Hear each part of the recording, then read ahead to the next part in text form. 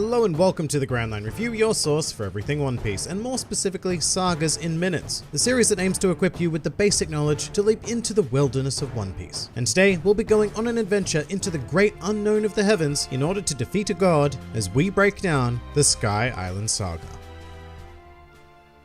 Sky Island is the third saga in the series, consisting of a mere 2 arcs, told over 85 chapters and 52 episodes. It picks up immediately after the events of Alabasta, which saw the Straw Hats leave their friend Nefertari Vivi behind. However, in a bit of a twist, Miss All Sunday, real name Nico Robin, appears aboard the Straw Hat ship having stowed away, and makes an outrageous demand to Luffy that she join the crew. Robin's reasoning for this is that she was saved against her wishes on Alabasta, and so her newfound life is now Luffy's responsibility. And even more surprisingly, Luffy immediately accepts this demand. As it turns out, Robin has a dream as well to find the Rio Poneglyph and discover the true history of the world. And despite being a former antagonist, Robin gradually wins over the Straw Hats one by one and settles into the role of crew archaeologist. Very handy because at this point a gigantic ship falls from the sky and Robin explains that their log pose has now been captured by the magnetic field of a sky island. Of course, the idea of such a location excites Luffy to no end, and so their next adventure is set. The only problem is how to get up there. This leads Luffy and the Straw Hats to land on the island of Jaya, where they meet a man by the name of Mont Blanc Cricket, an ancestor of Mont Blanc Noland, a famous figure of North Blue known in the modern day as Elia Noland. Cricket had been living on Jaya for years now, searching for the city of gold that his ancestor claimed existed. And as it so happens, Noland also spoke of Sky Islands. So Cricket informed them of the only way he knew how to reach one, which is by riding the extraordinarily dangerous burst of water known as the Knock-Up Stream. Meanwhile, on Greater Jaya, we have a couple of other factions at play. The first of which is the Bellamy Pirates, led by Bellamy the Hyena, a man with a bounty of 55 million berries. However, after beating up Cricket and stealing his gold, Luffy confronts him directly and defeats the cynical Hyena with but a single punch. At the same time, a mysterious man who enjoys cherry pies makes his presence known on Jaya, and after learning of Luffy's bounty decides to pursue the Straw Hats. Luckily, the Straw Hats manage to escape this man and his crew by riding the Knock-Up Stream and embarking on their adventure into the sky. It is then revealed that their pursuers were the Blackbeard Pirates, who quite notably were the crew who sacked Chopper's home of Drum Island, as well as being the group sought after by Luffy's brother Ace. And should the Straw Hats have been caught by them, it would have almost certainly ended in their complete defeat,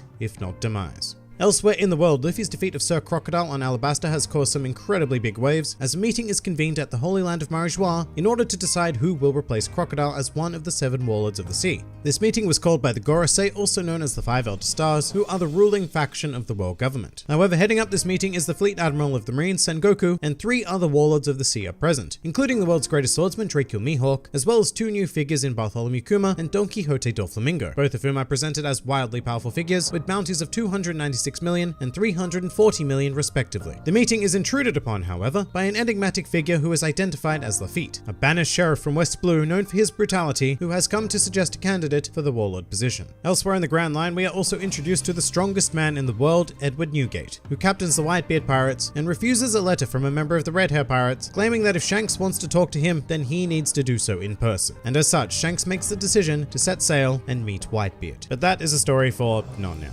Catching up with the Straw Hats, and they have safely made it up to the White Sea, and after a brief encounter with the Sky Knight named Garnfall, they find their way to Angel Island, meeting the lovely father-daughter duo of Pagaya and Konus, who demonstrate and explain some sky technology to them. Using one of their funky devices known as a waver, Nami sets out alone to explore the Sky Realm, finding the island of Upper Yard and witnessing the power of the chief antagonist of the saga, God Enel. Enel is a citizen of another Sky Island who had eaten a devil fruit known as the Goro Goro no Mi, a Logia-type fruit that allows him to conjure, manipulate, and become electricity. Furthermore, he also possesses an ability known as Mantra, which allows him to sense the presence of other beings, giving him overwhelming power and omniscience, which for all intents and purposes does allow him to label himself as a god. The Straw Hats are eventually split up, with Luffy, Sanji, and Usopp facing off against and defeating one of Enel's priests, Satori, who he really likes balls. Meanwhile, the other Straw Hats come to the startling conclusion that Upper Yard was actually a part of Jaya Island, which was shot up into the air via the Knock-Up Stream and may be where Lion Nolan's legendary City of Gold resides. And so, after reuniting, the crew hatch a plan to find it,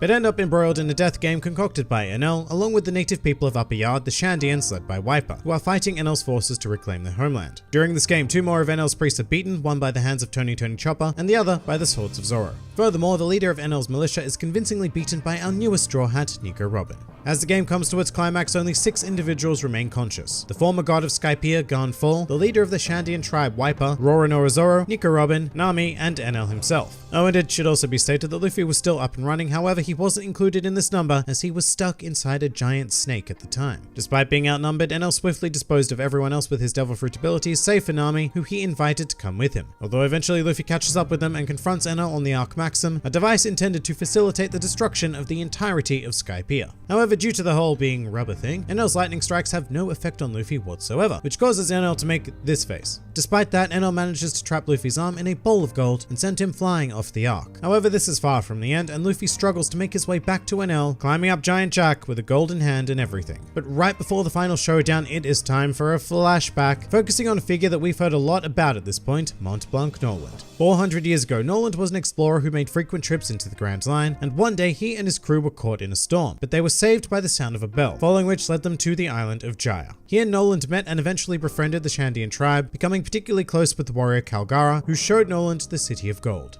Now, of course, complications ensued, but they were resolved, and Noland left the island promising to return. And after Noland returned to his kingdom in North Blue, he regaled the king with tales of his expedition and was subsequently ordered to take him to the City of Gold. However, after arriving in Jaya, Noland discovered that the Golden City, as well as the entire Shandian tribe, had disappeared. The king, thinking that Noland was some sort of ancient troll, then had Noland arrested and executed, and was successful in forever branding him as Liar Noland. However, the truth of the matter, as stated before, is that part of Jaya was launched into the sky, and once settled into the clouds, the Shandian tribe was immediately attacked by the armies of Skypiea, and Kalgara was slain in battle, with neither he nor Noland ever knowing the fate of one another. But back in modern day, Enel unleashed his ultimate technique that instantly destroyed Angel Island and threatens to consume the entirety of Skypiea itself. Luffy, assisted by Nami, then makes his way up to the Arc for one final shot at taking Enel down, breaking his ultimate technique and then firing a fearsome punch directly at Enel, which sends him flying into the Golden Bell of Shandora, causing it to ring for the first time in 400 years and defeating Enel.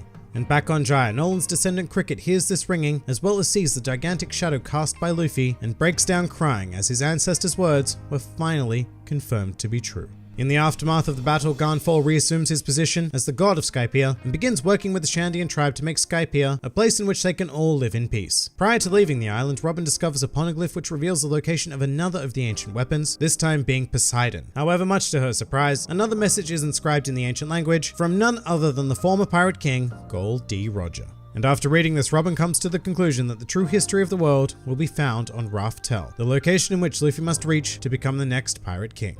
The crew then depart Skypiea with a whole ton of gold acquired and take an octopus balloon back down to the Blue Sea in order to embark on their next adventure.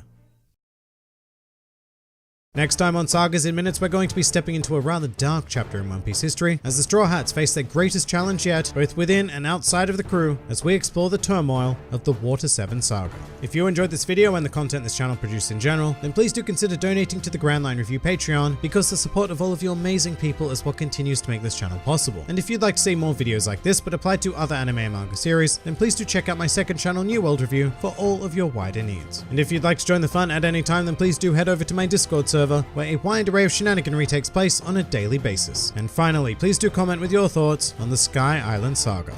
This has been the Grand Line Review, and I'll see you next time.